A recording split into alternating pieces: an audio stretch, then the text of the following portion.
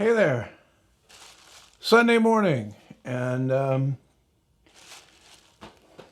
haven't released a video this morning on my main channel because I'm still working on it. I originally was going to do a video on just making the cabinet for the toolbox, and then next weekend, this weekend coming up, I would do the drawers, like finishing it, breaking it up into two parts.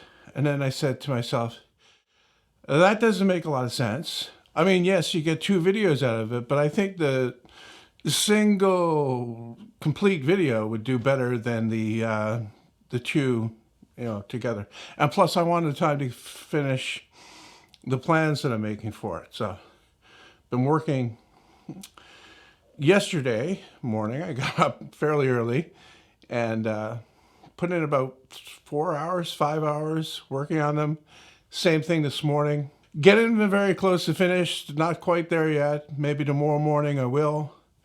But, to break up that's sitting around, which is, killing me, come out here and do the drawers. I was out here last night around 9:30 and did one side.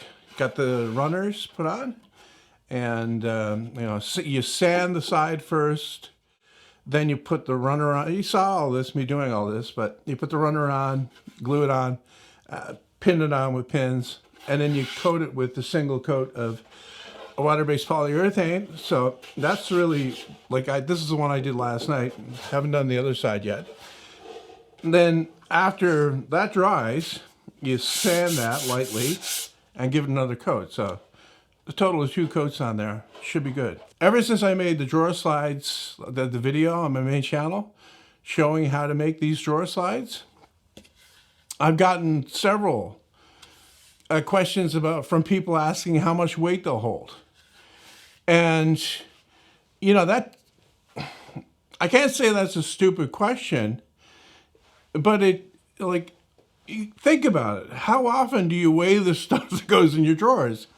I mean, even if you have a number for it, what are you going to do with that number? You got the metal drawer slides, they give you a number for that, but how many people take, okay, they hear 100 pounds. Well, 100 pounds, am I going to put 100 pounds in my drawer? Well, probably not, and especially if the drawer is this shallow, you're not going to, unless you're putting lead in there, right? It's not going to get overloaded.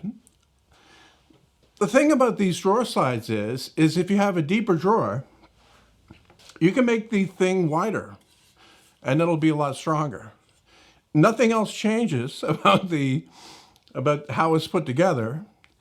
You just make this part wider, not this part. Where is it? I used them all inside there, so I don't have one. But the slide part, you make that wider, right? If you've got a 6-inch deep drawer, you can make that 4 inches high, and that'll be way strong. So it'll hold a lot of weight. And then these cleats are glued solidly onto the side of the drawer. So it's going to take a lot of force to break those. Like I said, the fact is you're not going to overload the drawer.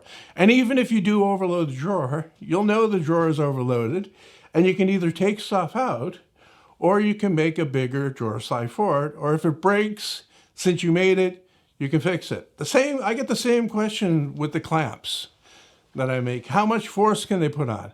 And nobody seems to be satisfied with the answer when I say enough. They put enough force on. Okay, if you're not getting enough force from one clamp, this goes for metal clamps too, you use another one, and then you use another one after that if you don't get enough force. If your joint's not coming together, you use more clamps.